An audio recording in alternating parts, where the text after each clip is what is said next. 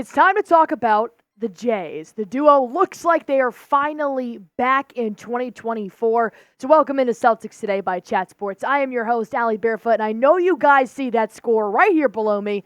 The Celtics beat the Minnesota Timberwolves in overtime last night, 127-120, and I'm not going to lie, I had my doubts, but the duo seems to be producing the best Celtics basketball they have all season at the start of 2024, and I think there's no better way than to thank them for looking so great than to give them their own video. Let's go ahead and bring in producer Smitty on this one. Let's talk about the game a little bit last night, but more importantly, let's talk about Jaylen Brown's start to this year, what he has done against the Pacers, the Timberwolves. He has been playing phenomenal, Smitty.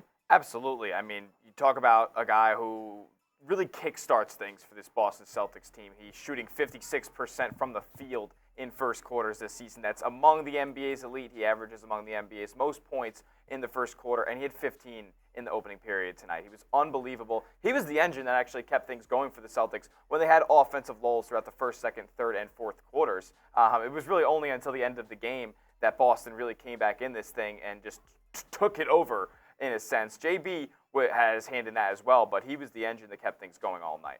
You got to give credit to JT for mainly the fourth quarter. You got to give credit to JB for the entire four quarters and the overtime play, because last night, 35 points, that's great. But take one more step back. 40 points against the Pacers in their loss, 133-131. One more step back. 31 points in the Pacers win on Saturday night. This is now becoming a trend.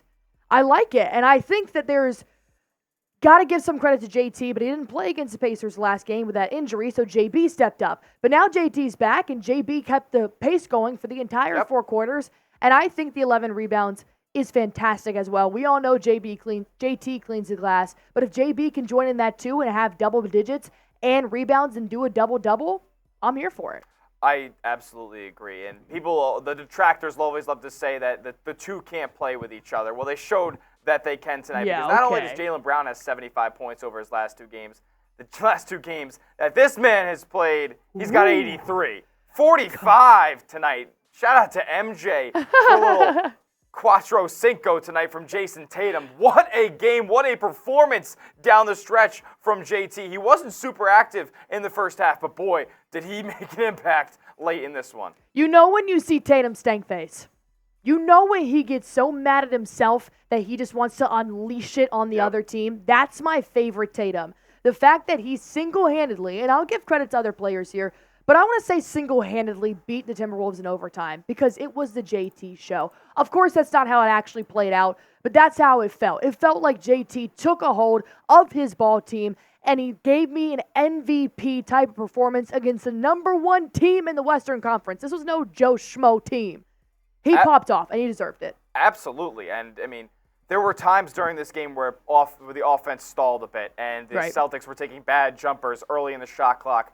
And then, once Jayson Tatum was like, okay, we're down 9, there's about 4 minutes left in the fourth quarter, I'm going to take this thing over. And he was just downhill, taking the ball to the cup, but also hitting outside shots as well. But Jaylen Brown and Jayson Tatum as a whole tonight were slashing to the rim and getting good shots. And Jayson Tatum's shots, he was shooting at a high clip. He actually started out shooting pretty poorly, ended up at 50%. He didn't miss a lot toward the end of the game, so that could go just to show you how poorly he started off. And he was taking efficient shots. I don't want to let the Celtics off the hook. They did what they did again against Timberwolves, where they bury themselves in the third quarter, and they spend most of the fourth quarter digging themselves out of that hole. But NBA fans do know that it's really just the final moments in the fourth quarter that eventually matter. Well, let's talk about those. Jayson Tatum scored 18 points in the final 2 minutes and 1 second of that game. And then in overtime as well, he had the final 9 points for either team. This is what Jayson Tatum does. When I make that stank face, when Jayson Tatum makes it, of course we're all joking here, but in reality, when Jayson Tatum flips a switch, it elevates the C's to another level. It elevates the C's to a banner 18 type of level. And then when you add Jaylen Brown on top of that, no one's stopping him, man. They are the best wing duo in the NBA. I don't feel like we've talked about the duo of Jaylen Brown and Jayson Tatum enough because when Kristaps Porzingis came in and started playing with the C's, it kind of made them a trio. They were both scoring, and all three of them were scoring in double digits. The rebounds were sometimes there in double digits from both Jayson Tatum and Kristaps Porzingis. But do not forget, the Jays have done this, and when they are in sync, which they are for the past 3 ball games against the Timberwolves, Pacers, it is game-changing. So I think Jayson and Jaylen can raise banner 18. I really do. Does Kristaps help? Yes. Does Derek White help? Yes. Al Horford and Jrue Holiday? Of course. But the duo, that's where it starts. Type Jays in the comments if you want to show them some love for Jaylen Brown and Jayson Tatum, who have helped the Celtics win 2 out of 3 of their last games. While you guys are doing that, you guys know I got to tell you about PrizePicks, the #1 daily fantasy sports app in America right now, in my phone, in Smitty's phone. We play it day in, day out, every game day because it just adds entertainment and excitement to my game days. If you guys want to join, all you have to do is pick between 2 to 6 players and just pick more or less on their projected stats, and you can win up to 25 times your money on any entry. We wanted to show you this. Smitty, these are your picks. Break it down what we're looking at here. From this game that we're talking about right now, Anthony Edwards, less than 29.5 points. This one was a little bit sweaty.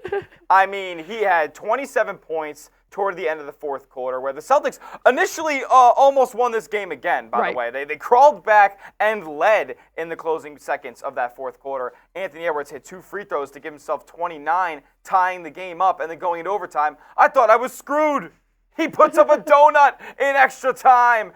He got bottled up by the Celtics defense, finished with that 29 points, and I cashed that leg. Jaylen Brown, I mean, this guy put up 15 in the first quarter. This one was all but locked up early on in this game, more than 24.5 points. He finishes with 30 or 31, whatever it was. This is an earlier screenshot. Peyton Pritchard, this was kind of a sweat as well. Less than 1.5 three-pointers made. Whew. I just think because he's a streaky shooter, streaky minutes-wise as well. He actually didn't play a whole heck of a lot down the stretch for Boston. And I go in with the less. He hit 1 3 early, and he just didn't get a shot up really from beyond the arc the rest of the game. So I cash on the less on that one. I turned $25 into $125 on PrizePicks. You guys should use it. You guys can right now. Just go to prizepicks.com/CLNS. Use promo code CLNS, and you can win money just like Smitty did. Takes less than 60 seconds. Once again, just go to prizepicks.com/CLNS. Use promo code CLNS and watch yourself win some real money in real time.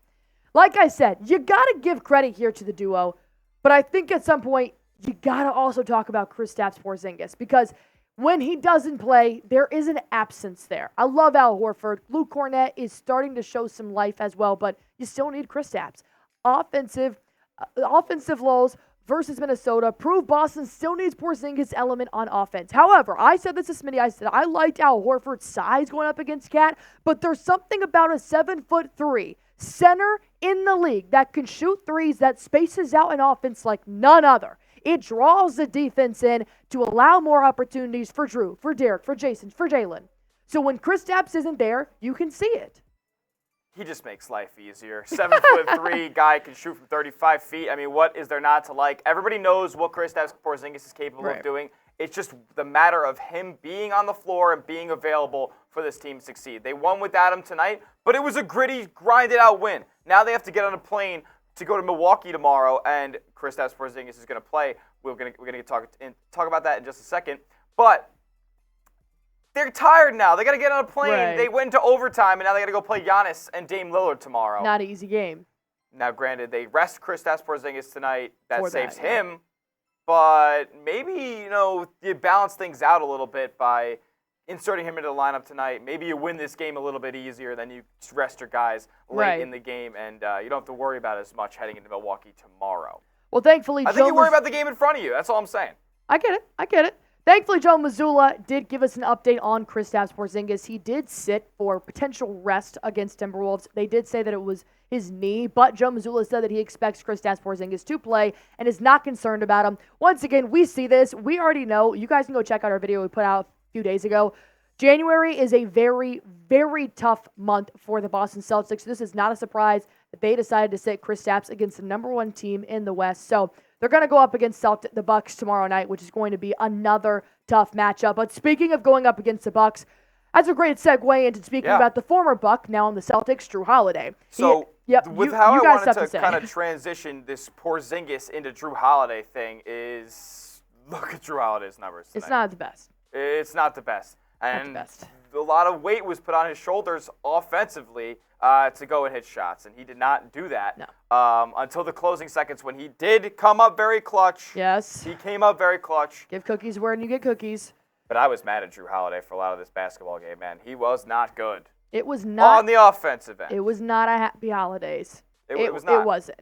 And this is now becoming a thing while we're looking at how great the duo is. Kristaps obviously elevates the game. I have noticed a decline in Jrue Holiday for the Celtics. Yeah. Whether or not his position, his role is just kind of a little wonky right now. But the way that Jrue is taking shots with 18, 15 seconds left on the shot clock, that's not his role. It shouldn't be his role. And we're only talking about the offensive end of the game. And that's why we're talking about Kristaps. He comes in, kind of takes a little more usage on the offensive side of the ball away from Jrue Holiday. This is from Jared Weiss here on Twitter. Said Jayson Tatum's on a burner right now. This is the middle of that fourth quarter in overtime. But Jrue Holiday's help defense has saved the Celtics over and over tonight. Yes. We know that's what Jrue Holiday can do. Right. We know how effective he can be. The Celtics have actually been running a 2-1-2 offense sometimes, or a 2-3 defense, and Jrue Holiday in the middle of that, or a 2-3 defense and Jrue Holiday in the middle of that, playing the passing lanes. That's why you see him getting matched up on a big like Karl-Anthony Towns sometimes, is because they have him in the middle there, poking at passing lanes and creating turnovers for the Celtics. I need Jrue Holiday's defense, or focus, to be more on that side of things rather than shooting step-back jumpers with 18 seconds left in the shot clock. My mini rant right there on Jrue Holiday. He's still great. Just can't be the focus on offense. Well, it's necessary. I think that leads us into our personal note here to Jrue Holiday, which is, Mr. Holiday, please only shoot when you're open. Please do not think that your role on offense is to be the point guard and to lead the offense the way that Point Tatum can, the way that we've seen Derek White do it. He has shown flashes of great shots. He can be a great scorer on offense, but those are flashes. And when you're going up against the Minnesota Timberwolves, when you're going up against the Milwaukee Bucks tonight, shoot only when you're open. Please. Grade Jrue Holiday's tenure in Boston for us so far. A, B, C, D, or F down below in the comments section.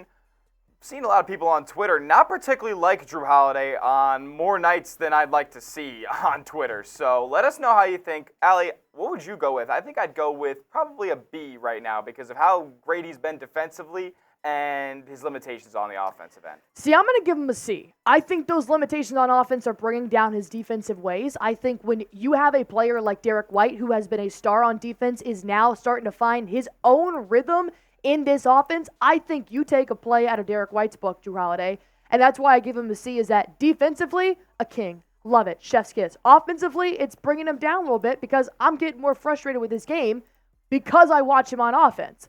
But the good news is, last time they played the Bucks, he popped off. So I want to see that happen again tonight. We have Celtics at Milwaukee. Right now, of course, the Celtics are walking in with the number one seed in the Eastern Conference, record of 28-8. The Bucks, not so much, but they still do have Damian Lillard. They do still have Giannis. So this would be a tough matchup, Smitty, but I think we're going to see a different Jrue Holiday tonight, and we're going to see potentially all Celtics in rotation tonight, everybody off the injury report.